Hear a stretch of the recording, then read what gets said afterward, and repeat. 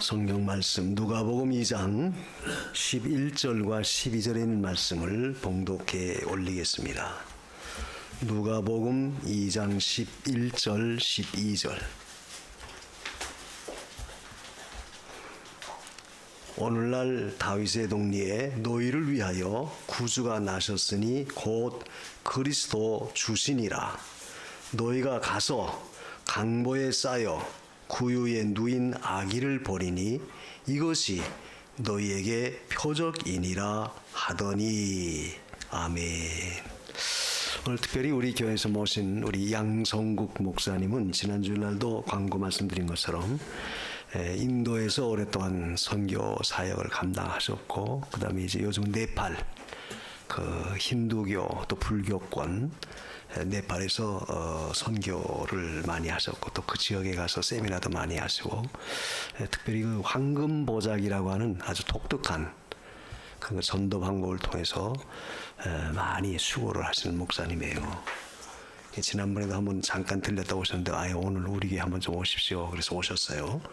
오셔서 목사님 말씀 주실 때 여러분 잘 받으시고 우리 믿음 생활하는데 도움 많이 받으시기 바랍니다. 지금 목사님 나오실 때 우리 다 같이 손을 들어서 환영하십시다. 목사님 나오시죠. 네. 할렐루야. 할렐루야. 할렐루야.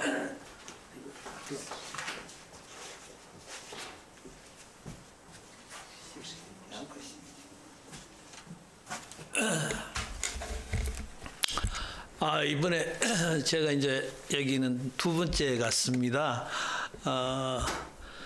우리 저하고 어떻게 마치고 맨 나중에 저 길을 인도해 주셨던 분이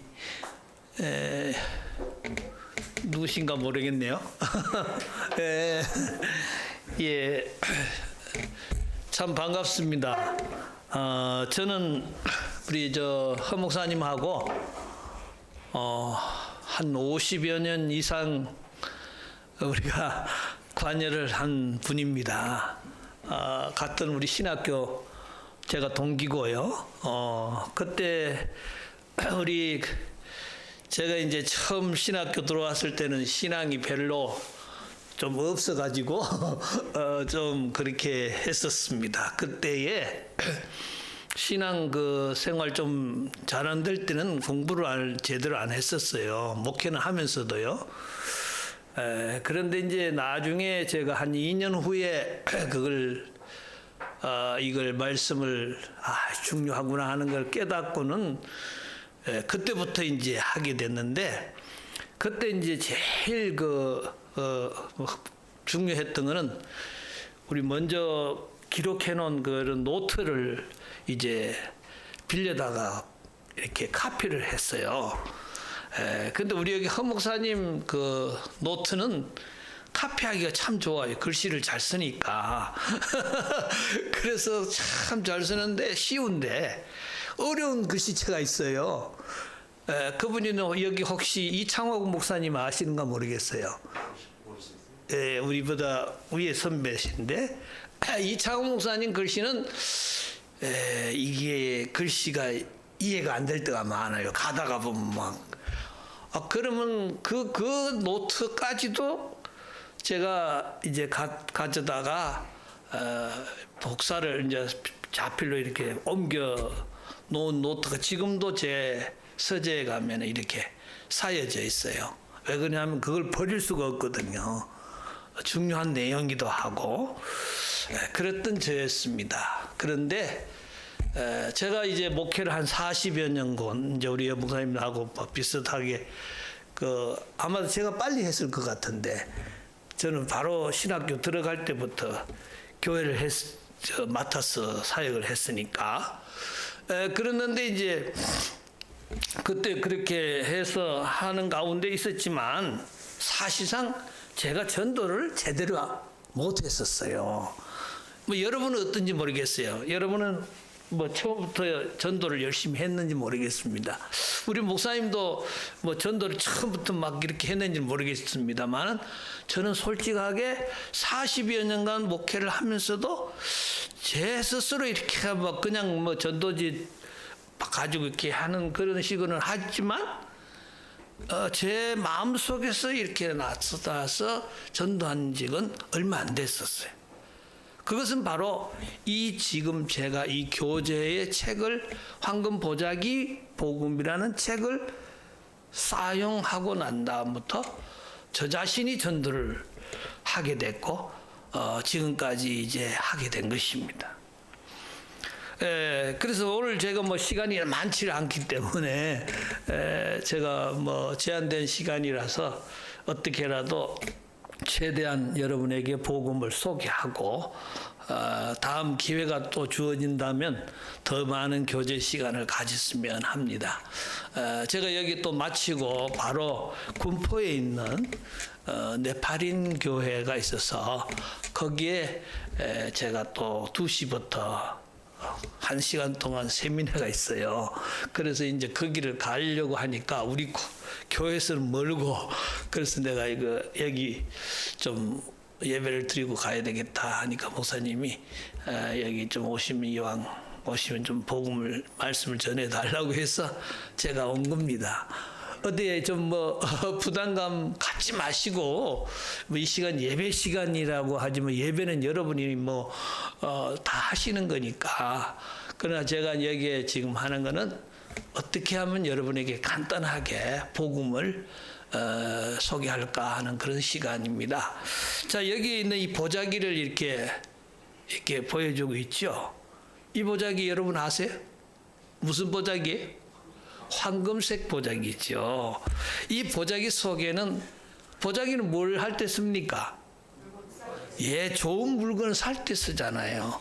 그래서 이 보자기를 딱 열면은 여기에 이게 뭐예요? 성경책이죠. 이 성경책 속에 세상에서 가장 기쁜 소식이 기록되어져 있다는 겁니다. 그런데 많은 사람이 다른 건 자랑을 많이 해요.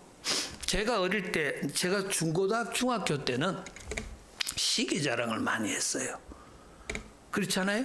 우리 목사님, 제가 고등학교 때는, 중학교 때는 시계가 없었거든요. 근데 시계 자랑하면 막 어떤 때는 이빨 자랑. 그렇게 하던 시대였어요. 근데 요새 저 나이 드시면은 누구 자랑을 많이 해요? 자식 자랑, 손주 자랑, 뭐 이 자랑을 많이 합니다. 그런데 여러분, 자식보다도 손주보다도 시계보다도 금이빨보다도 더 귀중한 것이 있어요. 그게 뭐예요?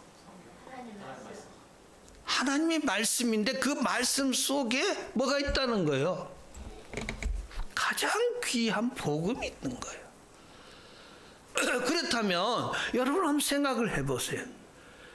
이렇게 귀한 복음이 있다고 하면 자랑 안 할까요? 할까요? 할까요? 안 할까요? 하죠. 근데 왜 자랑 안 하죠? 문제는 자랑할 수가, 자기 자신이 기쁜 것이 자랑거리가 안 돼서 못하는 사람도 있고, 또 어떤 문제가 있느냐 하면 나는 자랑하고 싶은데 자랑할 소스가 없잖아요. 재료가 없어. 그죠? 그래서 자랑을 못하는 사람이 있어요. 그래서 여러분이 지금 제가 이 2가지를 줬지요. 이 보자기 자체가, 이 그림이 이렇게 생겨졌어요. 쉽게 제가 하죠. 뭐.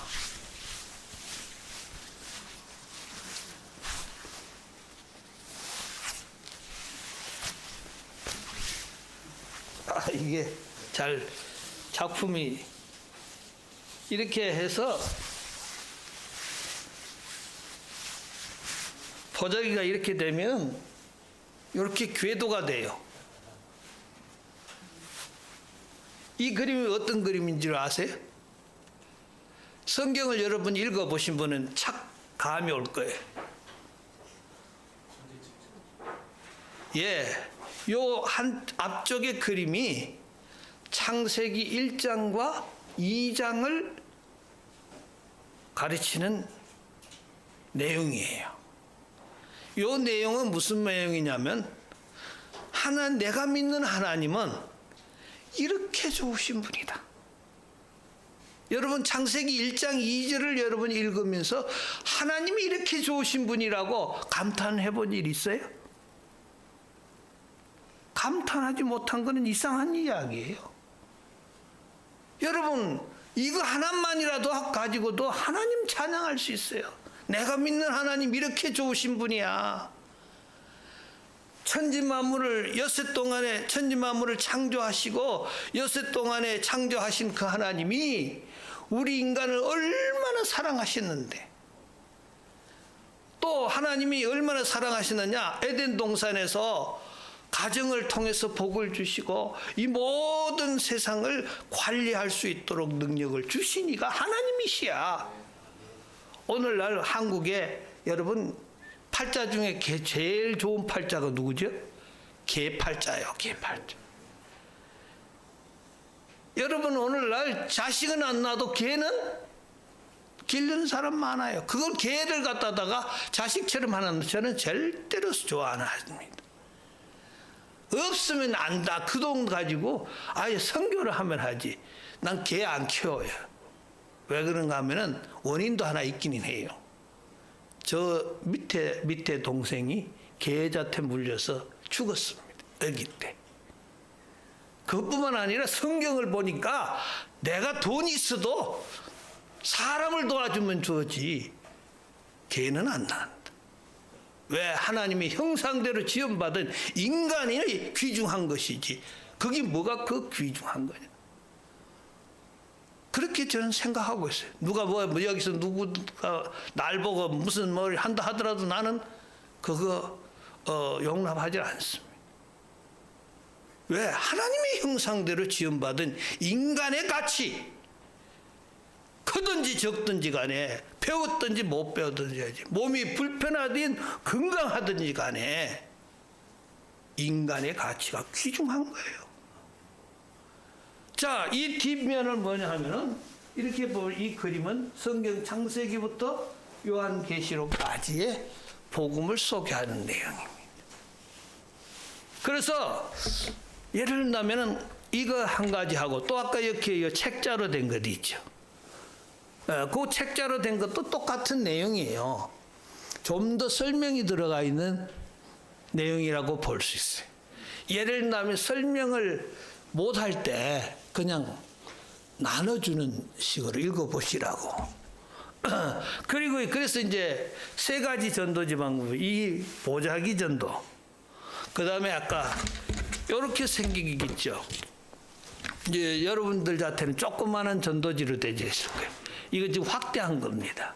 좀 글씨를 큼직하게 해서 볼 수 있게 하기 위해서 만들어 놓은 전도지예요. 이건 이제 코팅을 했기 때문에 이렇게 어디든지 가지고 다니면서 전도할 수 있는 도구거든요.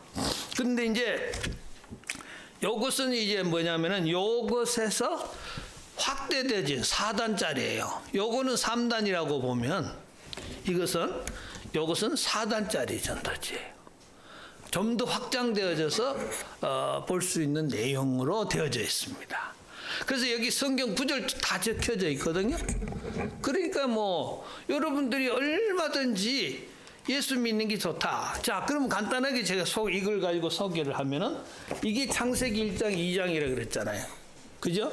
그러면 하나님은 여러분 그림을 보시면 창세기 1장에 태초에 하나님이 천지를 창조하시니라고 말씀을 했는데 이게 혼돈하고 공허하고 흑암이 깊음에 있고 첫째 날 빛을 만들고 둘째 날 궁창, 셋째 날 묻이 드러나게 하고 그 다음에 넷째 날에 해와 달과 별을 두시고 이 다섯째 날에 물고기와 새, 그 다음에 여섯째 날에는 짐승과 마지막에 사람을 만들어서 이 모든 것을 관리하게 하셨다.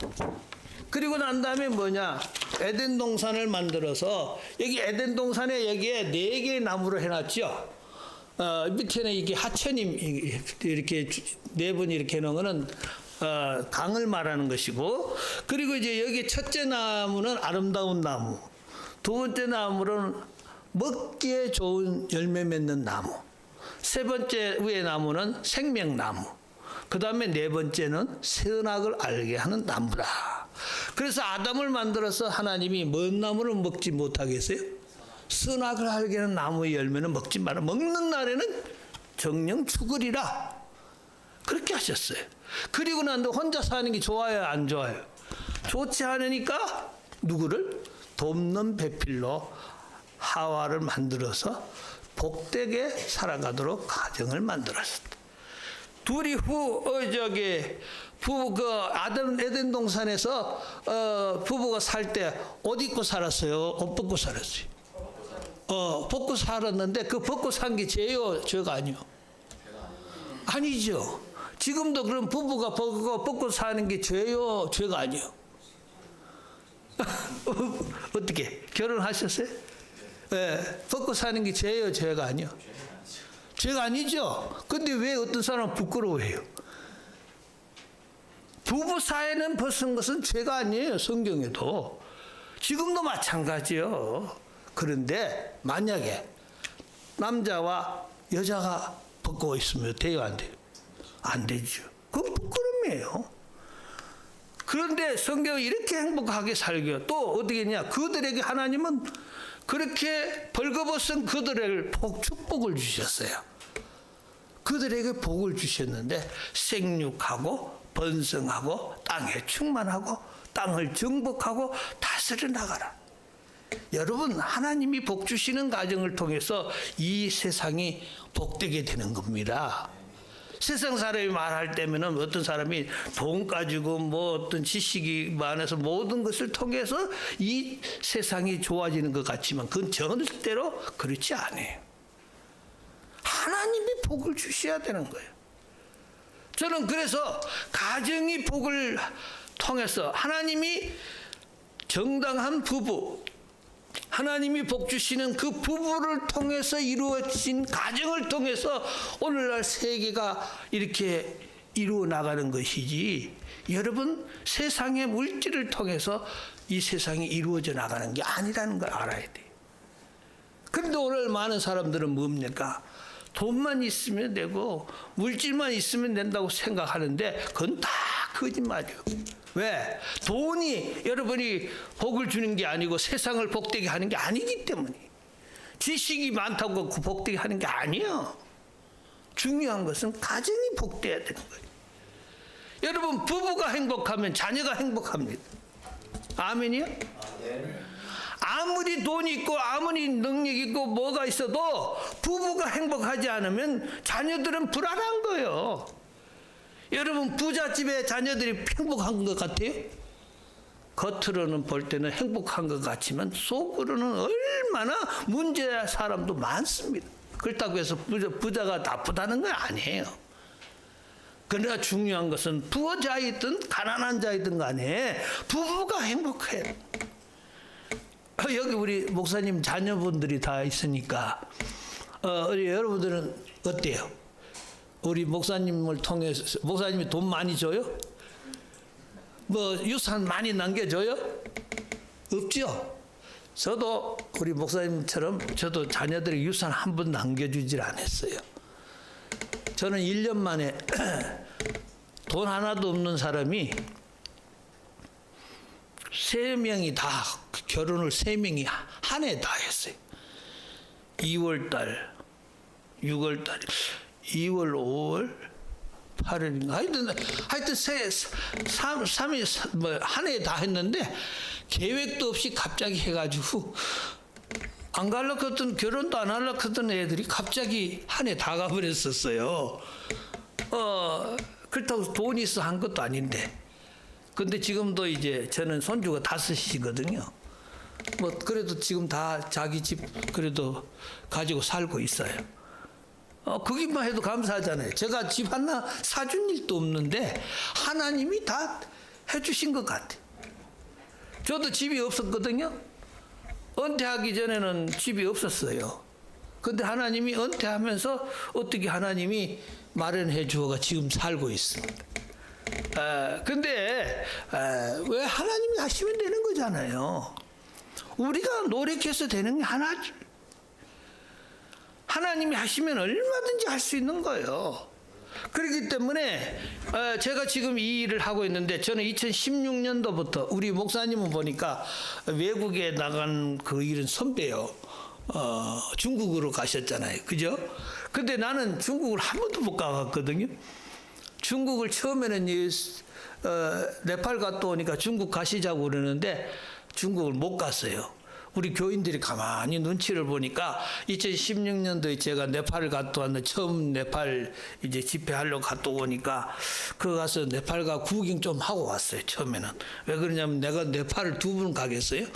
한 번만 가면 족하지. 그것도 내가 가고 싶어 한 게 아니라 오라고 그래 갔으니까. 그랬는데 그 다음에 이제 이야기 어떤 목사님 와가지고 중국 가시자 그랬어. 이제 2월달에 가시자고 그러길래 중국을 이야기하니까 교인들한테 목사님 이게 중국의 청도에 오라고 그러는데 가셔도 되냐고 물으니까 교인들이 이렇게 눈치니, 저도 이렇게 보니까 별로 좋지도 않더라고요. 우리 교인이 한 몇백 명 되면 돈이 있어서 되지만 우리 교인들도 얼마 안 돼요. 그러다가 이야기해 보니까 그분들이 하는 이야기가, 눈치를 서 보니까 좋지 않은 느낌이라서, 아이고 목사님, 나 선교사님, 내가 볼 때는 별로 좋은 눈치가 아니라고, 그래서 내가 중국은 못 간다고 그러니까, 아니 중국을 못 가면 그러면요 목사님 네팔 가시죠 그래. 아니 중국도 못 가는데 무슨 네팔을 가냐고 그래. 그래서 네팔을 가게 됐는데, 왜 가게 됐냐니까 저를 그러는 거예요. 목사님, 이번에 가는 데는요 한 교회 가면 하루에 30명씩 하루 집회하는데 30명씩 모이는데 10군데 교회를 간대요. 그럼 몇 명입니까? 300명이잖아요. 그걸 딱 들으니까 무슨 생각이 들어요? 우리가 300명 크면 생각이 나는 게 뭐 있어요? 기도원에 300명 용사가 번쩍 떠야하는 거예요. 아하, 이게 참 내가 전도도 제대로 못하는데, 목회했지만 제가 전도 제대로 못했잖아요. 양심이 찔려요. 그래서 교인들한테 이야기했어요. 나 전도를 내가 못해갖고 그러는데, 아니 네팔을 가자고 그런다고. 100명 10군데를 가서 하는데 네팔 가자고 그런다니까요. 그래가지고 이야기를 하니까 교인들이 또 목사님 그러면 가야죠 그러면서 허락을 해 주셨어요. 그래가지고 또 가게 된 거예요. 그러고 난 다음에 그 이듬해 또 있으니까 목사님 이번에 또 네팔 갑시다. 그래서 그러다고 2016년도, 17년도, 18년도, 19년도, 그 다음에 19년도 딱 했는데 20년도는 뭐예요? 코로나 됐잖아요. 20년도에도 또 가려고 그랬는데 코로나가 딱 걸려갖고 문제가 됐어요. 그래서 못 갔죠. 그런데 20년도, 21년도는 요새 우리 옛날에 없던 줌이라는 게 있잖아요. 줌이라는 게 생겨갖고 20년도, 21년도를 네팔에 있는 목회자를 세미나를 했어요. 2002년도에는 2003년도 작년? 2002년이에요? 작년이? 2002년도에는 코로나가 이제 아직 덜 껐는데 12월 달에 가자고 그랬는데 코로나 때문에 안 간. 1월 달에 가자고 못 간다. 교인들이 보다도 우리 아들, 딸들이 못 가는 거예요. 그래가지고 나중에는 2월 달에 가자 그러니까 우리 아들, 딸들이 아버지 이제는 가락해도 그 안에 있는데 가시오 그래. 한 달 동안 제가 또 왔어요. 그리고 난 다음에 작년 11월 달에도 또 2주간 또 갔다 왔죠. 근데 가고 싶어서 간 게 아니라 가자 그러니까 따라간 거예요. 저는 오락하니까 가고. 그런데요, 놀라운 것은요, 우리 허 목사님도 저보다 건강하시잖아요. 저도 나이가 허 목사님보다 1살 아래예요. 그런데 저를 데리고 간 목사님은 나이를 몇 살인지 몰랐어요. 작년에 3월 달인가 같이 갔는데 목사님이 뭐라고 그런 게 아니라 이번에 이거 마치고 가면요 우리 집안에 우리 제주도에 가서 한갑한대, 한갑. 그러니까 저하고 몇 살 차입니까? 한 20살, 10살, 15살, 14살인가 차가 있는 거라잖아요. 근데 그것도 모르고 다녔어요. 같이 가자고. 뭐 가가 뭐 밥도 뭐 현지식이니까. 아니 뭐 주는 대로만 저는 주는 대로 먹어요. 뭐 밥 뭐 찬밥이냐 더운 밥이냐 뭐 예를 들면 호텔방이냐 뭐 무슨 냉방이냐 상관없어요. 저는 가면 자고 그냥 주면 먹고 안 주면 안 먹고 이제 그런 스타일인데 그렇게 해서 제가 선교사님하고 그렇게 돌아다녔어요. 엊그저께는 전화를 네팔에서 왔는데 목사님 10월 달이나 내년 2월 달에 네팔 와서 한 4일간 세미나를 했으면 좋겠습니다. 이제 그런 요청이 왔어요. 그래서 내가 오늘 여기 하 목사님 보고도 그랬어요. 나도 가는데 목사님도 같이 가자고. 여러분 생각은 어때요? 좀 도와주시면은 같이 갈 수도 있어요. 예? 예, 좋으시면 아멘 하시면 더 좋고요. 우리 장로님 어떻게 생각하세요? 목사님 하시면 그래서 오늘 제가 아까 이야기했어요. 오 목사님 보고 제가 4일간 하는 거니까 뭐 비용을 이제 옛날에 목사님 해보셨던 방법으로 하고 있는데 4일간 하면 내가 그랬죠. 내가 하는 이 프로그램에서 할 수도 있고 제가 잘 아는 건 우리 허 목사님 십계명 전문가거든요. 여러분 아시죠? 십계명을 잘 이렇게 우리 목사님 노트 해놓은 건 내가 다 가지고 있으니까 잘 알죠. 그러니까 내가 그랬어요. 그럼 그거 가서 할 때 내 프로그램 할 때 나는 십계명은 세부적으로 안 한다. 그러니까 목사님 가서 십계명 전문가니까 전문가들 하면 좋다고 내가 그런 이야기까지 했는데 제가 이제 필리핀은 11일 8월 6일부터 또 7, 8, 9, 3일 동안 또 필리핀 집회를 가요. 목사님도 같이 보내주시면 내가 같이 갈 수도 있어요. 거기도 목회자 세미나입니다. 거기 부부 세미나를 하죠. 근데 오락하는 데는 많지만 돈이 많이 들잖아요, 이제. 근데 혼자 가니까 힘드는데 둘이 가면은 그래도 목사님은 또 조금만 후원해주면 서로가 짐이 덜 되고 좋다 하는 생각도 들고 그런 생각도 들어요. 근데 하나님이 오라 그런 데는 많아요. 인도에서도 뭐 오라 그러고 하는데 저는 이제 그래서 왜 지금 가냐? 제가 나이가 벌써 저도 이제 70대가 넘었으니까 하나님은 언제 오라 그런지는 모르잖아요. 저는 큰 소리 치기로 90까지 이야기를 했어요. 왜 90까지 이야기했냐면 이병기 목사님이 90까지 일하셨잖아요. 그래서 저는 저도 90 정도는 바라봐야 되겠다. 그리고 이제 왜 90을 잡았냐면 우리 아버님이 99에 소천을 하셨어요. 그러니까 99에 소천해서 최소한 잡아도 90은 안 되겠느냐.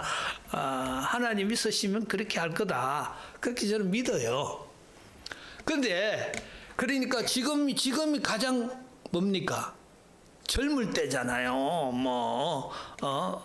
지난번에 제가 한 달 동안 갔다 오니까 3kg가 빠졌더라고요. 그래서 빠졌지만 그래도 건강 주시고 현금해도 감사한 거로 저는 생각을 하는데 아무튼 저희가 생각하는 거는 복음은 지금 우리 한국에야 뭐 예수 믿는 거 자랑 안 해도 자랑거리인데 네팔, 인도, 필리핀 이런 캄보디아 여러 나라들은 아직도 복음이 제대로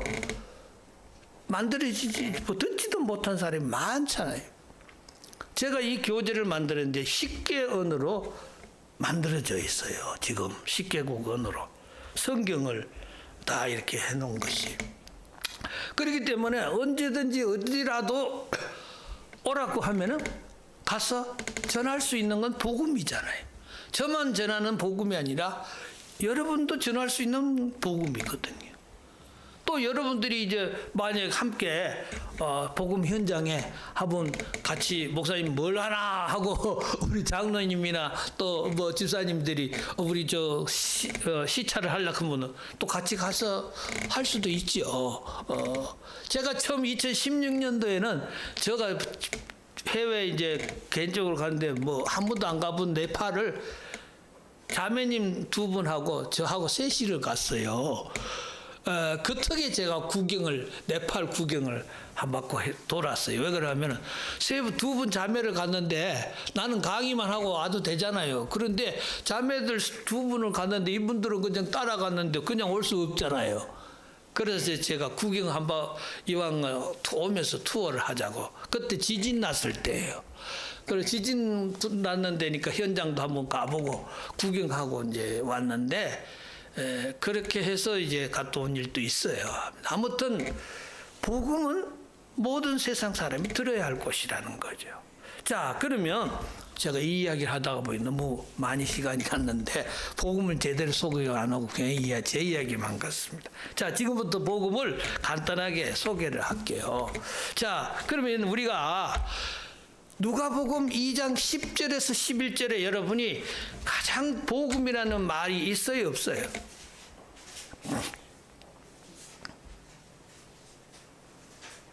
그 복음이 있어요, 없어요? 소식 중에 기쁨의 소식이 있죠. 그죠? 그 다음에 그 기쁨의 소식이 작은 소식이요, 큰 소식이요? 또 큰 기쁨인데 그거는 어떤 사람에게 해당되는 소식이에요? 다 같이 한번 해보십니다. 시작. 온 백성에게 미칠 큰 기쁨의 좋은 소식. 여러분 이 간단한 우리 말인데요. 이 이상의 소식이 여러분 들어보셨어요? 들어본 일이 없어요. 만약에 이 이상의 소식이 있으면 제가 여기서 5억을 줄 수 있습니다. 그건 왜 5억을 주느냐? 우리 집이 3억 개 샀는데 5억짜리라 그러니까. 이 이상의 좋은 소식. 우리 여기 젊으신 우리 피아노 치신 분인가? 있어요? 없죠? 제가 알고 그렇게 하는 거예요. 만약에 5억짜리 소식이 있으면 내가 뭐 집도 없어지면 어떻게 해요? 저는 당당하게 그 이야기를 합니다. 왜 그러냐? 이 소식만큼 귀한 소식이 없기 때문에. 제가 3년 전에 은퇴를 한 목적도 이 소식이 너무나 중요한 소식이라는 걸 알고 나니까 담임의 목회자가 아니라 이 사역이 더 중요하다는 걸 느껴서 제가 이 사역을 하게 된 거예요. 그래서 우리 교인들도 깜짝 놀라 갑자기 우리 지방의 목사님들 중에 여기 노예죠. 목사님들이 또 깜짝 놀래갖고 왜 그러나 했었어요. 그런데 제게는 이 복음이 너무나 귀중하다는 걸 알게 됐다. 그러면 이 예수 그리스도께서 이 땅에 오신 소식이 최고의 소식이라. 그래서 아까 여러분이 그 조그마한 그 앞에 타이틀 제목이 뭐라고 해놨어요? 황금 보자기 복음이라는 것을 하지 않고 뭐라고 해놨습니까? 한번 보세요. 세상 모든 사람에게 기쁜 소식이라고 이름을 바꿨어요. 왜 그러냐면 네팔 같은 데는 황금 보자기를 알아요, 몰라요? 모르지. 우리 한국은 알지만. 근데 네팔에는 모르니까. 그래서 세상 모든 사람에게 기쁜 소식이. 근데 네팔에는 또 뭐가 있냐면요. 인도나 네팔에는 전도하다가 붙잡히면 감옥에 가게 되어 있어요. 그래서 이름을 이렇게 지은 이유가 거기에요. 왜? 여러분 좋은 물건은 팔 수 있어요, 없어요? 팔 수 있잖아요. 그렇다면 세상에서 모든 사람에게 기쁜 소식은 팔 수 있어요, 없어요? 자랑할 수 있어요, 없어요? 자랑할 수 있잖아요. 그러니까 전도해도 된다 이거요. 내가 당신 예수 믿으라는 건 아니야. 이렇게 좋은 소식이 있다고 알려주는 거야. 만약에 저 경찰서에서 오라가 전도한다고 하는다면 그 이야기하면 아니 내가 당신 예수 믿으라 해서 내가 이렇게 좋은 소식이라고 알려주는 것뿐인데 뭘 거둬가냐고. 옛날에 최봉석 목사가 예수 천당할 때, 그 할 이야기처럼, 우리가 당당하게 예수 믿는 거 자랑해야 되는 거야. 그런데 오늘날 많은 사람들이 예수를 믿어도 자랑 한 번 안 한 사람 많잖아요. 예수 믿는 게 뭐 그렇게 부끄러운 일이 아니잖아요. 이게. 그래서 이 이름을 그렇게 바꾼 거예요. 그 이제 전도지 말 안 하고 전할 때 그걸 사용하고, 여러분이 이제 이걸 가지고 사용할 때는 이렇게 딱 접어갖고 이렇게 뒤져가면서 한 면, 두 면, 세 면 이렇게 뒤져가면서 설명을 드리면 되는 거예요. 자, 그러면 이제 여기서, 그래서 여기 이제 이 그림을 간단하게 보면은, 이 세 번째 여기 보면은 뭐 에덴 동산은 이제 이야기했죠. 자, 에덴 동산. 자, 요 밑에가 뭐냐면은 에덴 동산에서 하나님이 사람을 만들 때 어떻게 만드느냐? 여기 보시에 맨 위에는 하나님을 뜻합니다. 보이지 않는 하나님의 형상. 그 다음에 여기는 하나님의 형상대로 영혼 몸을 만들었는데, 사람은 영이 있어요, 없어요? 있지요. 근데 짐승은 영이 없어요. 그러니까 하나님이 얼마나 우리 인간을 귀중하게 만들었느냐. 그리고 하나님이 어떻게 되냐? 영원히 사랑하는 자여, 영원히 잘 된 같이 범사가 잘 되고 강건하기를 원하다는 내용이 있죠. 요한 3서 이야기. 그것은 뭘 말해주느냐 하면은 요 그림, 요 옆에 있는 요 그림 빼놓고 요 십자가 형태의 그림을 말하는 거예요. 쉽게 말하면 하나님과 우리와 영과의 관계가 잘 되고, 또 내 양심과 이웃과의 관계가 잘 되고, 그 다음에 땅의 것을 먹고 건강하게 삽니다 하는 게 영혼이 잘된 같이 범사가 잘 되고 강건하기를 원하노라 하고 저는 생각을 해요. 그러면 그것만 성경이 약속했어요? 근데 창세기 1장 28절에 보면 뭐라고 말했어요? 한번 읽어보십시오. 시작. 그들에게 복을 주시며 하나님이 그들에게 이르시되 생육하고 번성하여 땅을 충만하라. 땅을 정복하라. 바다와 물고기와 하늘의 새와 땅에 움직이는 모든 생물을 다스리라 하시니라. 예, 여기 본문에 보면 우리 인간은 무슨 형상대로? 하나님의 형상대로 만드셨고, 그 다음에 가정을 통해서 그들에게 하는 복을 주셨다. 그 다음에 모든 걸 다스려 나가게 했다는 거예요. 이게 이제 왕관을 든 게 다스리는 권세를 말하는 거예요. 그러니까 여러분, 자, 이 성경이 매칭이 잘 돼요, 안 돼요? 그림이 이해되셔요? 아까 여러분이 처음 봤을 때 이게 무슨 그림인가 하고 의아했을 줄 압니다. 자, 여러분이 이제 얼마든지 이 네 개의 나무는 뭐라고 했죠? 첫째는 아름다운 나무, 두 번째는 먹기에 좋은 열매 맺는, 왜 이 먹기에 좋은 열매 맺는 나무를 이야기하느냐 하면은 선악과를 따먹은 것에 대했을 때 선악과가 먹기에 좋은 열매라서 따먹었다 이렇게 하면은 문제가 되는 거예요. 그래서 여기에 먹기에 좋은 두 번째 나무, 세 번째 나무는 생명나무 위에, 그 다음에 네 번째는 선악을 알게 하는 나무. 그러면 여러분, 선악을 알게 하는 나무가 맛있었을까요? 맛없었을까요? 근데 성경에는 맛있는 나무는 어디에다 놨다고요? 두 번째 제가 이야기했잖아요.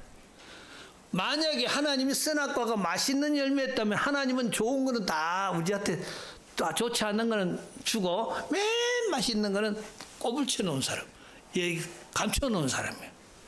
근데 그 하나님이 그런 하나님이에요? 아니잖아요. 그러니까 선악과가 맛있는 과일이에요? 맛없는 과일? 맛없는 과일일 수도 있어요. 그래도 사람이 맛없는 것도 자기가 먹고 싶어지면 먹고 맛있게 보이는 거지. 근데 성경은 먹기에도 좋은 열매 맺는 나무가 분명히 있었다는 거예요. 그렇기 때문에 이걸 설명하기 위해서 네 개의 나무를 제가 만들어 놓은 겁니다. 자, 그리고 이제 그 다음에 여기 하나님이 여기에 또 이렇게 되고, 그 다음에 하나님이 이때는 하나님이 주인이에요. 그죠? 하나님이 이 그림을 잘 보셔야 돼요. 이 그림이 사람은 이렇게 보이는 형상으로 해도 이건 땡땡땡 이렇게 되어 있어요. 보이지 않는 하나님이 주인이 되셔서 적은 어려움이든 큰 어려움이든 하나님이 우리를 보장해 나가셨다. 자, 여러분이 창세기 1장을 2장을 보면서 여러분이 이것이 이해되셨어요? 예. 자, 이 그림만 보면 여러분 창세기 1, 2장이 훤히 여러분 머릿속에서 되새김질 될 수 있을 겁니다. 또 이걸 가지고 여러분 전도하세요. 이걸 가지고 지나가는 사람이든 안 그러면 여러분 주위에 있는 사람이 설명은 내가 믿는 하나님 이름 좋은 분이야. 내가 왜 예수 믿는 줄 알아? 나는 이래서 예수 믿는 거야. 아멘 하면서 할렐루야 하면서 자랑할 수 있잖아요. 자, 그 다음에 두 번째가 이제 또 뒷면이 있는데 이게 중요한 거예요. 여기 이거 뱀이 하나 길렸죠. 예? 이 뱀 있죠, 뱀. 이 뱀이 뭐예요? 옛뱀이라 그랬어요. 이 옛뱀, 에덴 동산에 찾아왔던 옛뱀은 뭘까요? 사탄. 요한계시록 12장 9절에 뭐라고 한번 읽어보세요. 시작. 큰 용이 내쫓기니 옛뱀 곧 마귀라고도 하고 사탄이라고도 하며 온 천하를 꿰는 자. 예, 여기 큰 용이라 그랬잖아요. 여러분 사람이 용을 봤어요, 안 봤어요? 못 봤죠. 그런데 용이라고 성경에 있잖아요.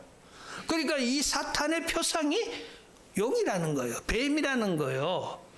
그래서 이 뱀이 에덴에 찾아와 갖고 누구를 미혹했어요? 하와를 미혹했죠. 여러분 하와가 따먹었을 때를 죄라고 했어요? 죄라고 안 했어요? 장로님, 하와가 따먹었을 때 죄라고 했어요? 죄라고 안 했어요? 그땐 죄라고 안 했어요. 왜 안 했을까요? 어디 우리 저기 근데 성경이 안 했으니까 안 한 걸로 알아야죠. 그죠? 장로님 맞잖아요. 근데 아담이 먹었을 때는 그땐 죄라고 했죠. 자, 창세 성경을 찾아보세요. 자, 로마서 5장 12절 시작. 한 사람으로 말미암아 죄가 세상 예, 한 사람 누구요? 아담이죠. 그 다음에 죄로 말미암아 사망이 왔다는 거예요. 자, 이게 중요한 겁니다. 사망에 이르는 죄는 이 죄밖에 없어요. 저는 그렇게 봅니다. 자, 여러분 한번 웃어봅시다. 장로님하고 나하고 둘이서 멱살 잡고 싸우고 막 했어요. 그런데 그거 죄 때문에 지옥 갑니까? 아니죠. 왜 안 가요? 죄라고 보면. 그것은 이 사망에 이르는 죄가 아니죠. 장로님하고 나하고 막 대판 싸워도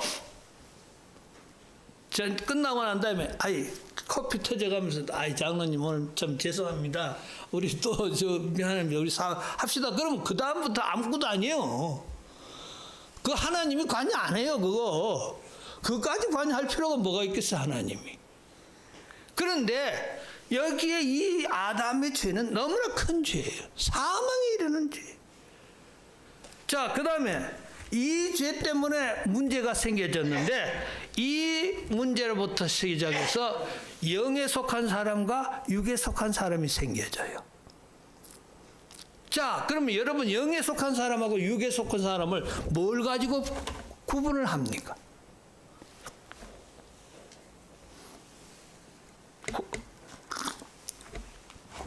고린도전서 여기 12절 2장 12절 여기 적어놨어요. 한번 읽어보세요. 우리가 세상의 영을 받지 아니하고 오직 하나님으로 온 영을 받았으니 이는 우리로 하여금 하나님께서 우리에게 은혜로 주신 것들을 알게 하려 하십니다. 예, 그러면 영에 속한 사람은 어떤 사람을 볼 수 있어요?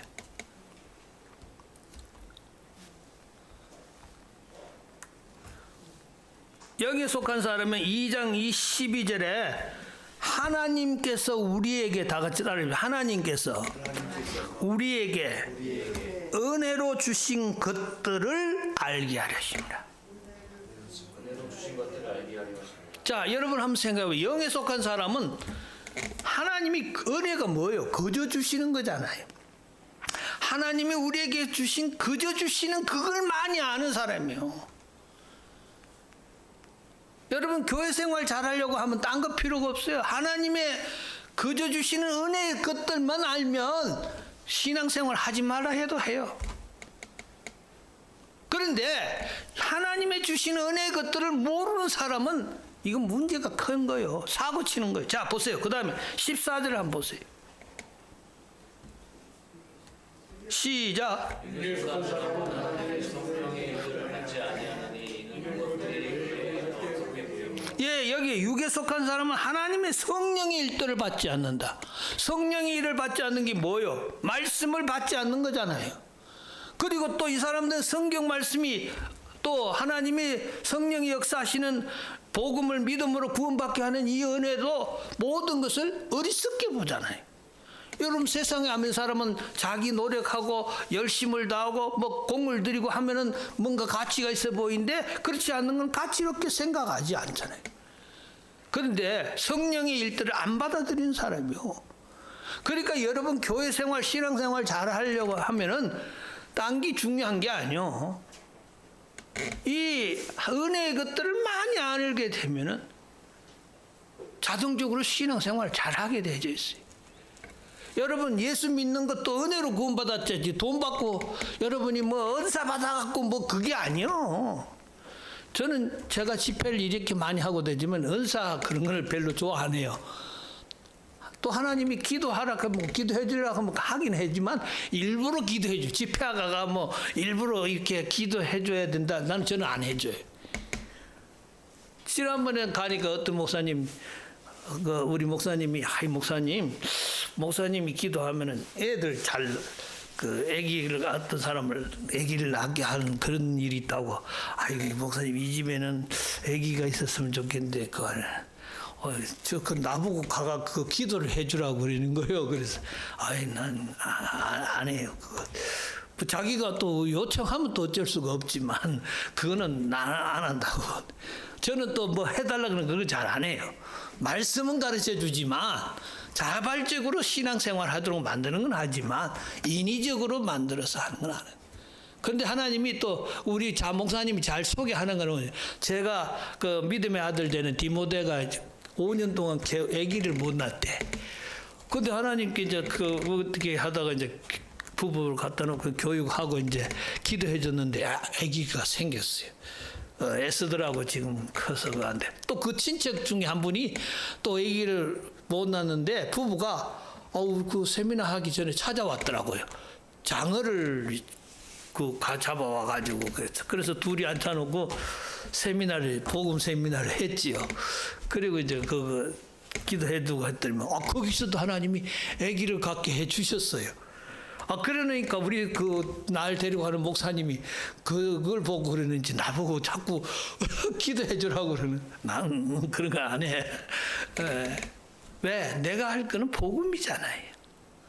제가 안 해도 하나님께 기도하면 하나님이 응답하시고 복 주시는 하나님이지 제 손만 가야 된다. 이건 잘못이라고 저는 봐요. 왜? 하나님은 살아계신 하나님이 내게만 하나님이 아니라 모두가 믿는 하나님이시다.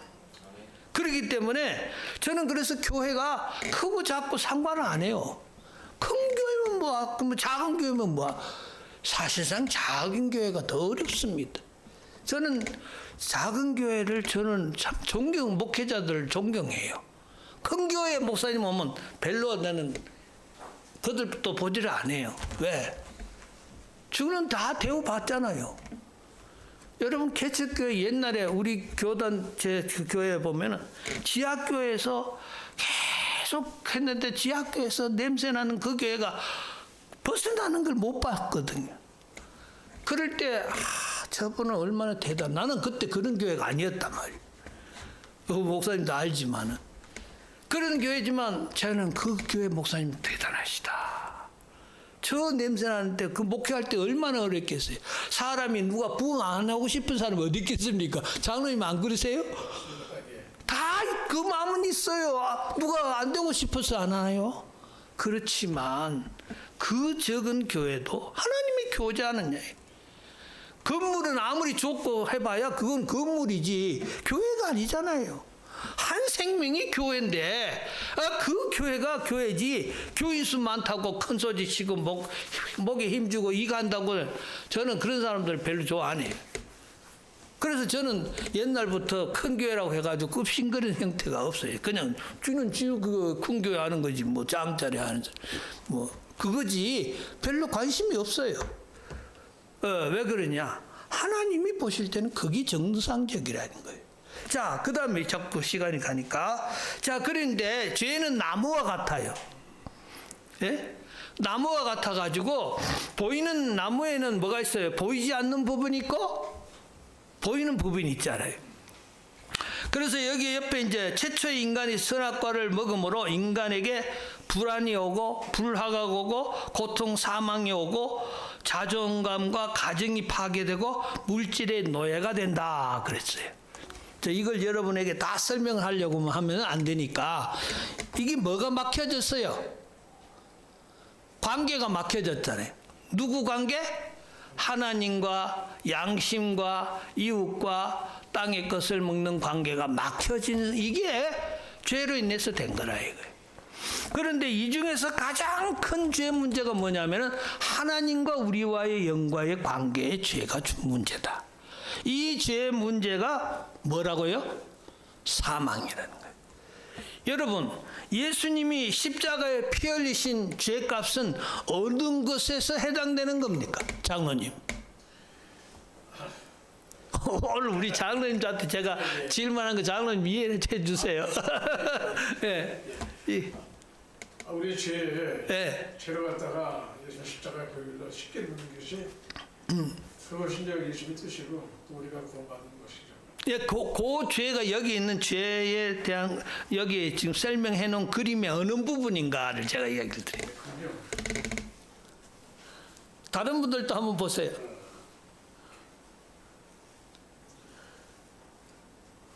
8번 아닌가요? 아니야, 5번의 그림 중에.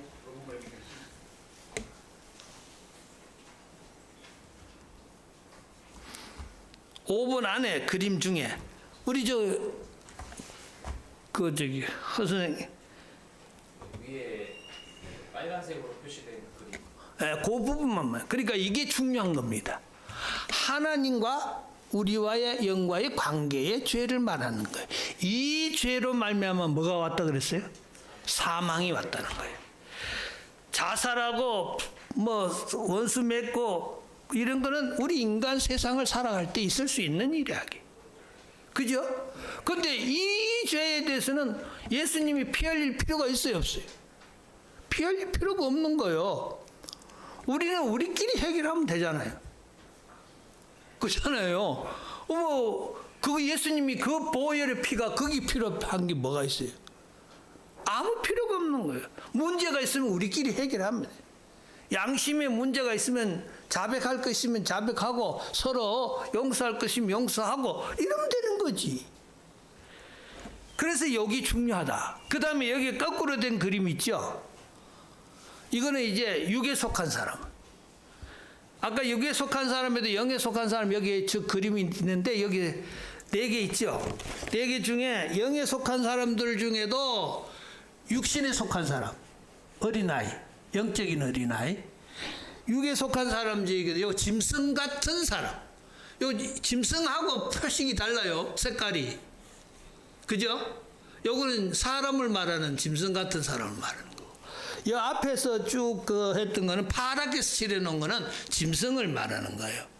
자, 그리고 여기서는 말하는 건 여기 사람을 영에 속한 사람을 말하는 거고, 요거는 여기는 짐승 같은 사람. 이건 짐승이 아니에요. 그 다음에 여기는 악보가 깨졌죠. 악보가 깨진 거는 가정이 파괴된 걸 말하는 거. 여기 악보가 우리가 이거 8분 편가 뭐 있잖아요. 여기 앞에 제가 요 그려놓은 그림 중에 예쁘게 생긴 그림 있잖아요. 이게 악보가 깨진 거는 가정이 파괴됐다는 걸 말해요. 그 다음에 왕관을 이렇게 해놨는데 곱하기를 해놨죠. 권세가 없어진. 쉽게 말하면 물질의 노예가 되면 세상에는 물질이 많아도 많이 있는 사람이 물질을 누리고 나눠주고 하는 사람이 있는가 하면 물질이 있어서 이걸 물질을 자기도 못 쓰고 남도 못 쓰게 사는 하나님의 사람이에요. 여러분 주위에 그런 사람 없어요? 많이 가졌다고 자랑을 하는데도 나눠줄 줄 모르는 사람 보셨어요? 많죠. 그게 바로 물질의 노예가 된 사람이에요. 우리 예수 믿는 사람은 물질이 있으면 있는 걸 가지고 나눠주기도 하고 나도 즐기고 나누는 사람에게도 유익되게 하고 이게 돼야 되잖아요. 그게 하나님이 주신 축복이에요.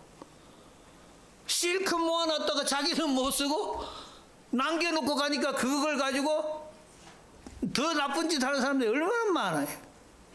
그러니까 이걸 말하는 거예요. 그러니까 이 사탄은 전부 다 이 과정을 사탄이 하는 거예요. 그래서 이 사람들은 어떤 사람이냐면 하나님과의 관계가 단절이 되면 하는 것이 뭔 줄 아세요? 우상숭배하는 거예요. 우상숭배. 그래서 여러분 여기 마지막에 한번 읽어보세요. 시작. 24절 25절 그 성경 선언들을 시작. 그러므로 하나님께서 그들을 마음에 주는 그대로 내버려 두사 그들의 몸을 소리게 하셨으니 그들이 하나님의 지구를 거스르고 피조물을 종을 주어서 경배하고 기대하고. 예, 이 하나님을 알지 못하니까 우상숭배하는 거예요. 왜 우상숭배하게 하지 이거? 하나님이 몸을 욕되게 만드는 거예요. 그러니까 여러분 절간에 다니는 사람들 고행하는 사람 있잖아요. 왜 그 짓 해요? 그게 뭐냐면 자기는 잘한다고 하는데 뭐가 하는 거예요? 우상숭배하는 사람에게 하나님이 몸을 욕되게 하는 거예요. 그 다음에 보세요. 에베소서 2장 2절로 3절 한번 시작. 이스라엘 분들을 따르고 공주의 군대자들을 따르시니 우리도 다 그 가운데서 우리의 죄를 따르시며 평안하고 오는 것을 하며. 예, 여기 보면은 이게 에베소서 2장 1절에 보면은 우리가 예수 믿기 전에 우리를 말하거든요. 그런데 세상 뭘 따라요? 풍속을 따르죠. 여러분 예수 안 믿을 때 뭐 따랐습니까? 풍속을 따라요. 네팔 사람들을 가보면 이마에다가 그 빨간 거 붙여 다니는 게 있잖아요. 자기는 왜 붙이고 다니냐고 묻거든요. 그럼 자기도 모른대. 모르고 했다는 거예요. 왜 그 짓 하냐? 난 돈 주고도 안 한다. 왜 그러냐면 그 풍속, 우리나라도 풍속이 많잖아요. 뭐 1월 달에 무슨 풍속 뭐 있듯이. 그게 바로 사탄이 하는 일이에요. 육체의 욕심대로 살게 하는. 그 다음에 마지막으로 여기 본문에 보면 이제 이 내가 주인이 된 사람은요, 밥 먹고 숨 쉬고 휴식하고 운동하는 게 이게 잘 먹고 잘 사는 법이에요. 그래서 이 사람들은 어떤 사람이냐? 디모데후서 3장 2절 한번 읽어보세요. 사람들이 자기를 자기를 사랑하며 사랑하며 교만하며 경배하며 눈으로 여전히 감사하지 아니하며 거룩하지 아니하며 무정하며 온통함을 주지 아니하며 모함하며 절제하지 못하며 사랑하며 선한 것을 좋아하지 아니하며. 예, 이런 사람이요. 우리가 예수 믿는 사람들 중에 경건의 모양만 내고, 경건의 능력을 무시하는 사람들 많잖아요. 그래서 이 성경이 이런 사람인데, 이런 사람들은 뭐냐? 자기가 주인이니까 적은 어려움에는 자기 힘으로 할 수 있어요. 그런데 큰 어려움이 오면 못 하잖아요. 자, 그러면 하나님이 이렇게 살기를 하나님이 이렇게 원하실까요? 이렇게 아담 이렇게 범죄함으로 이렇게 살기를 원할까요? 아니죠. 그래서 하나님은 좋으신 분이니까 절대로 할 수 없어요. 그래서 어떻게 되냐? 하나님은 보이지 않지만 마음 마음을 가장 사람을 사랑하신 하나님이신데, 그래서 어떻게 되냐? 이 창세기 3장 6절의 죄 문제를 해결하기 위해서 방법을 여셨는데, 하나님은 인간의 해결점을 위해서 짐승이 대신 죽게 한 거예요. 그래서 예수님이 범죄한 아담을 찾아와셔서 뭘 해줬어요? 가죽옷을 지어 입히신 거잖아요. 누가 죽었어요? 짐승이 대신 죽어요. 여기 칼이에요. 이거는 십자가가 목에 있는 짐승에 있는 것은 칼입니다. 십자가가 아니에요. 비슷하게 생겨갖고 짐승의 희생을 통해서 우리가 구원받게 한 거예요. 이게 하나님의 사랑이잖아요. 짐승이 죄를 지은 게 아니잖아요. 그러면 귀한 짐승을 왜 우리를 위해서 희생을 하시니? 그만큼 하나님 우리를 사랑해요. 그래 이제 구약 성경 전체가 그 내용이잖아요. 그죠? 이것만 이해하면 구약 성경이 다 이해할 수 있어요. 그 다음에가 이제 하나님이 마지막 방법을 우리에게 제시하셨어요. 그게 뭐냐면은 요한복음 3장 16절 한번 시작. 하나님이 세상을 지어놓으사 독생자를 주니 그는 믿는 자마다 멸망하지 않고 영생을 얻게 하려 하심이라. 예, 이게 하나님이 마지막 방법으로 하나님의 아들 예수 그리스도께서 이 땅에 오셨다. 그래서 아까 누가복음 2장 10절에서 11절에 이 땅에 오신 것이 복음. 자, 그 다음에 복음이 또 뭐요? 십자가에 못 박히신 것이 나를 위한 죽음이니까 복음. 또 장사 지내신 것도 복음. 왜? 우리 예수님이 우리를 대신해서 사망의 권세 아래 있었어요. 그 다음에 사망 권세를 이기고 부활하신 것이 복음이에요. 왜 복음이죠? 부활의 첫 열매가 되신 분이 예수님이시잖아요. 그러니까 우리도 예수님의 부활의 몸과 같이 된다는 것을 말했으니까 복음. 그 다음에 성천하신 것이 복음이에요, 복음 아니에요? 복음이죠. 왜 복음이에요? 승천하는 것이 복음이죠. 우리도 승천하니까 복음이죠. 앞으로. 성천하신 예수님이 복음이 되는 이유가 예수님이 우리를 위해서 그냥 계시지 않잖아요. 우리를 위해서 강구하시는 분이잖아요. 만약 우리가 예수 안 믿는 사람하고 믿는 사람하고 기도의 차이가 뭡니까? 안 믿는 사람은 도 닦잖아요. 지성이면 감천이다. 그런데 우린 도 닦는 게 아니잖아요. 우리의 기도는 분명한 대상자가 있고 응답자가 있잖아요. 그러니까 우리가 예수님이 성천하시기 때문에 내게 복음이요. 안 그래요? 그래서 성천 복음이 중요한 거예요. 우리가 기도할 수 있는 것은 그 성천 복음을 믿기 때문에 기도하는 거지. 만약에 예수님이 성천해가지고 빠이빠이 그리고 안 계시면 어떻게 할 거예요? 우리 아무 기도할 필요도 없죠. 마지막으로 뭐요? 재림하실 것이 복음이죠. 왜? 우리를 데리러 가신다고 하나님 나라에 모시고 데려간다 그랬으니까. 그래서 우리가 이 복음을 소개할 때 이 전체를 소개해야 돼요. 부분적인 복음을 이야기해서 안 됩니다. 많은 사람들이 먼 복음을 옛날에 십자가 복음을 자랑했어요. 고난받는 복음. 그죠? 우리 목사님 옛날에 안 그랬어요? 그 복음을 하면은요, 매가리가 없어요. 매가리가 없어요. 왜냐면 십자가의 복음을 하면 맨날 이렇게 살아요. 그 다음에 나온 게 이제 뭐요? 부활 복음. 근데 그 두 가지 복음만 하는데 성경은 그게 아니에요. 오신 것도 내게 복음. 모든 사람에게 복음. 십자가의 지심도 내게 복음이지만 모든 사람에게 복음. 장사 지낸 것도 내게 복음만 아니라 모든 사람에게 복음. 부활한 것, 성천한 것, 재림한 게 다 나에게 복음이니까 모두에게 복음이에요. 그러니까 복음 전한다면 이게 중요한 거예요. 그죠? 자, 그러면 여기에 누가복음 2장, 4장 한번 읽어봅시다. 시작. 누가복음 4장 18절, 19절. 시작. 여기 그림이 있어요.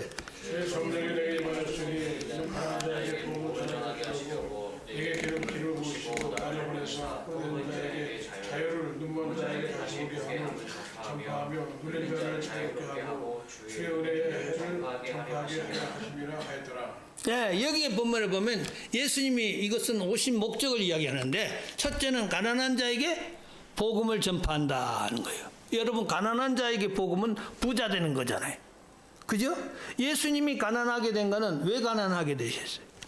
우리를 부욕해 하려고 가난하게 되셨다 그랬지. 우리가 가난하게 살아야 된다 이게 아니에요. 예수님은 우리를 부욕해 하기 위해서 가난하게 되신 거예요. 그 다음에 두 번째가 뭐예요? 포로된 자에게 자유. 우리는 누구에게 포로돼? 마귀에게 포로돼서 사망 권세 아래서 자유가 없잖아요. 그 다음에 거기서 자유케 하고 눈먼 자를 보게 하는데 무슨 눈? 하나님을 알지 못하는 눈을 뜨게 해주신 분이 누구요? 예수님이시잖아요. 그 다음에 눌린 자를 자유케 했는데 눌린 게 뭐예요? 죄짐에 눌려져 있었죠. 그죠? 그 죄짐에 눌린 자를 자유롭게 하시기 위해서 예수님이 대속에 십자가의 죽음을 죽어주셨다. 그 다음에 마지막에 뭐요? 다 같이 은혜의 해를 전파하게 하러 오셨다. 이 은혜의 해가 전파하기 뭐예요? 믿음으로 구원받게 하는 거예요. 돈으로 구원받는 게 아니고 힘으로 구원받는 게 아니고 교회 나옴으로 구원받는 게 아니라 하나님의 이 복음을, 예수님의 복음을 믿음으로 구원받게. 자, 그 밑에 그림이 있죠. 내 마음속에 뭐라고요? 마음으로 믿어 의에 이르고 입으로 시인하여 구원해. 얼마나 간단한 방법이에요. 예수님을 나의 주님으로 모시면 된다. 여기 이게 이 그림이 있잖아요. 십자가에 죽으신 그 예수님이 나의 주인이죠. 여기 이 옆에 이렇게 꿇 앉아 있는 것은 기도하는 손이요, 무엇은 손이요? 기도하는 손이 아닙니다. 기도는 손이 이렇게 붙잖아요. 그 보통. 그런데 여기 이렇게 벌려놓은 건 섬김. 예수님이 주인이라는 걸 표해서 하는 거예요. 예수님이 언제든지 명령하십시오. 내가 받들겠습니다 하는 그런 글씨의 그림이에요. 자, 그 다음에 마지막으로 여기 보면은 그 다음에 옆에 그림 하나 있죠. 이게 뭐죠? 나무죠. 이 나무인데 이 나무는 아까 그 나무하고 다른 게 영생하는 나무예요. 그죠? 이 영생의 나무인데 여기에 나무 꺾여진 가지가 영생나무에 붙여지는 그 순간이 영생이다. 자, 그 영생에 대해 한번 읽어보십시오. 시작. 영생은 하나님과 그가 보내신 자 예수 그리스도를 아는 것이요. 예, 그 아는 그 순간이 영생이에요. 그 다음에 시작. 로마서 요한복음 5장 24절. 내가 진실로 너에게 이르노니 내 말을 듣고 또 나 보내신 이를 믿는 자는 영생을 얻고 심판에 이르지 아니하나니 사망에서 지금도 얻는다. 예, 예수님이 믿는 그 순간에 이게 다 이루어지는 거예요. 그죠? 그 다음에 뭐요? 이 성령이 내주한 사람은 뭐가 있어요?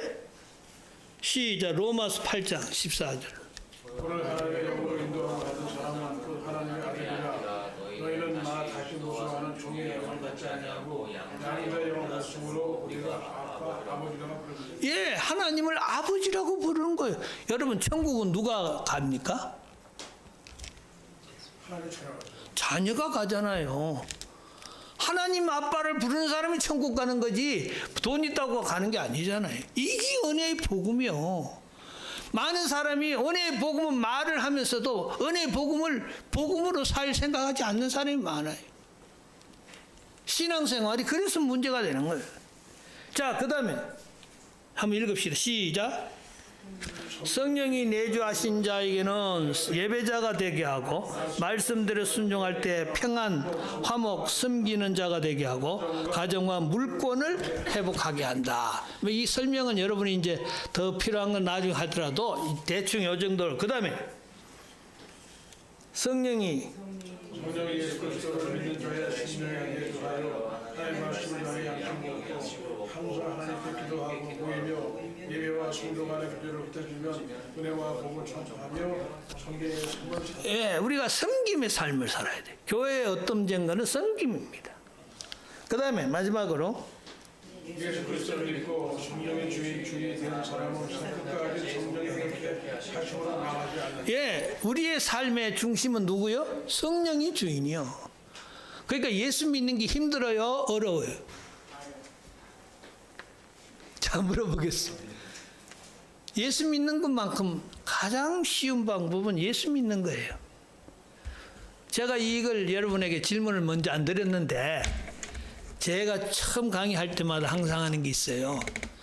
첫째로 예수 믿는 거 쉽습니까? 어렵습니까? 자, 여기를 한번 내가 물어보겠습니다. 여러분, 예수 믿는 게 쉬워요? 어려워요? 답을 말하겠어요. 시간이 없으니까. 예수 믿는 것이 가장 쉬워요. 구약시대는 뭘 가지고 갔어요? 재물을 가지고 갔잖아요. 근데 신약에 와서 예수님이 오시면 재물 가지고 가야 안 가죠? 안 가지고 가잖아요. 예수님의 그 은혜의 복음을 믿음으로 구원받게 하신 게 얼마나 쉬운 방법이요. 그런데 이걸 예수 믿는 것이 어렵다고 하면 그 말이 안 되잖아요. 자, 그럼 두 번째 제가 질문하겠습니다. 말씀대로 사는 것이 쉽다고 생각하는 사람. 쉽다고 생각하면 손을 한번 들어봐요, 이걸. 안 드시네. 그 다음 말씀대로 사는 게 어렵다. 그 또 안 되는 사람은 또 무엇이? 그럼 답은 어느 거요? 답은 쉬운 겁니다. 다 같이 말씀대로 사는 게 쉽다. 여러분 이제 아까 여기 뭐 우리 목사님이 십계명이 전문가니까 여러분 뭐 십계명에 대해서 잘 알 걸 알아요. 근데 여러분 십계명대로 사는 게 쉬워요, 어려워요? 쉬워요. 대답이 시원찮아요, 뒤에. 쉽죠? 자, 보세요. 1계명이 어려워요, 쉬워요? 2계명이 어려워요, 쉬워요? 3계명은 뭐 쭉 갑시다. 그 다음에 7계명이 어려워요, 쉬워요? 자, 살인하는 게 쉬워요, 살인 안 하는 게 쉬워요? 거짓말 하는 게 쉬워요, 거짓말 안 하는 게 쉬워요? 도적질 하는 게 쉬워요, 도적질 안 하는 게 쉬워요? 자, 그럼 답은 뭐예요? 쉽다지요. 근데 많은 사람들이 뭐라고요? 어렵다고 생각해요. 그러면 어렵다고 하는 사람이 말씀대로 살기가 쉽겠어요? 쉽다고 하는 사람이 쉽겠어요? 이게 여기 있는데 이걸 무겁다고 생각하는 사람은 들 수 있을까요, 없을까요? 이거 이렇게 무겁다고 생각하면 못 들지요. 미리 준비를 해가지고 근데 이게 쉽다고 생각하면 이거 한 손으로 끄떡 들어올려. 복음 말씀도요. 복음도 알고 나면 이렇게 쉬운 거예요. 이제 여러분 복음 이해돼요? 네. 여러분 말씀대로 사는 게 쉬운 게 이해돼요? 네. 이제는 뭐 방법은 한 가지입니다. 우리가 이 세상에서 최고의 가치 있는 일은 복음을 전해야 됩니다. 오늘 여러분이 배운 복음은 누구도 전할 수가 없어요. 왜 그럴까요? 듣지를 못했으니까. 그잖아요? 그러면 누가 전해야 됩니까? 여러분이 전해야 되는 거예요. 여러분이 아무리 옆에 있는 사람도 안 전하면 모르는 거예요. 저도 몰랐을 때도 그랬었어요. 알고 나니까 이렇게 좋은 복음인데 전하지 않은 것이 안타까워서 제가 오늘 이렇게 이야기하는 것뿐이에요. 오늘 여러분 이걸 간직하고만 있으라고 준 게 아닙니다. 여러분만이 그래서 성경은 마지막으로 한번 여러분 읽어 보십시다. 고린도전서 1장 20절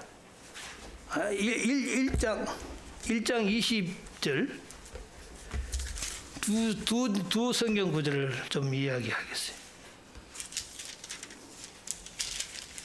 한번 읽어 보십시다. 고린도전서 1장 20절. 지혜는 자가 어디 있느뇨? 우리가 어디 있느뇨? 이 시대의 전사가 어디 있느뇨? 하나님께서 이 세상에 지혜를 이렇게 하신 것이 아니뇨. 그 다음에 하나님의 지혜에 있어서는 이 세상에 자기 지혜로 하나님을 알지 못하는 거로 하나님께서 전도에 예, 그게 본문에 그랬잖아요. 하나님이 누구를 통해서 전하시느냐? 전도에 미련한 방법으로 사람을 통해서 먼저 복음을 들은 사람을 통해서 전하게 해나가는 거예요. 하나님이 직접 하면 안 되겠어요? 절대로 그렇게 할 수 없는 거예요. 여러분이 이제 들은 여러분이 해야 되는 거예요. 자, 로마서 10장 한번 가십시오. 10장 13절.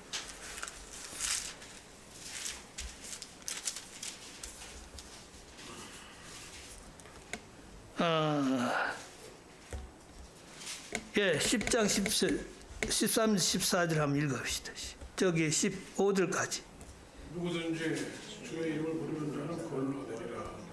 그런데 자기가 믿지 아니하는 자는 어찌 부르리요? 듣지도 못한 이를 어찌 믿으리요? 전파하는 자가 없이 어찌 들으리요? 보내신 자 받지 아니하였으면 어찌 전파하리요? 이런 때가 아름답도다. 좋은 소식을 전하는 자들이 발휘하는 것 같다. 예. 자, 여러분 여기 누가 전해야 되는 거예요?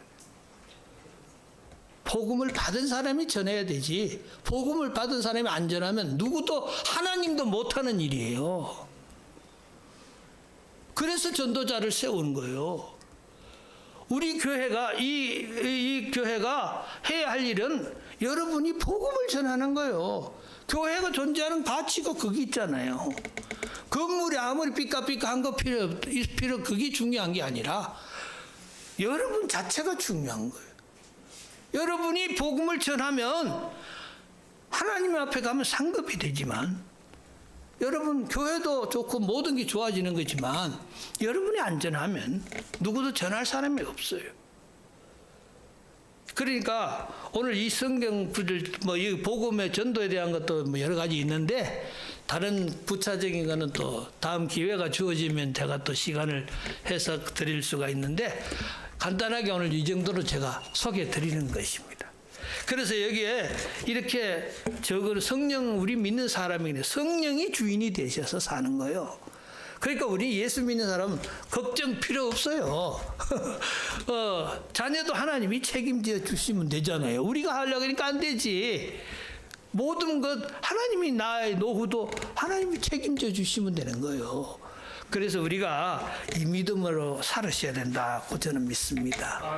아이고 긴 시간을 너무 가졌네요. 잠깐 기도하겠습니다. 살아계신 아버지 이곳까지 인도해 주시고 귀한 말씀 나누게 하신 하나님 찬양합니다. 지금은 우리 구주 예수 그리스도의 크신 은혜와 아버지 하나님의 무한하신 사랑하심과 성령님의 감동, 감화, 내주, 충만, 축복하심이 오늘 주의 복음을 듣고 이 복음 전하지 않고는 견딜 수 없는 마음을 가지고 작정한 모든 심령들 위에와 이 시간에 참석한 자들 위에와 귀한 몸된 교회와 가정 모든 삶의 현장에 영원토록 함께 있을지어다. 아멘. 할렐루야.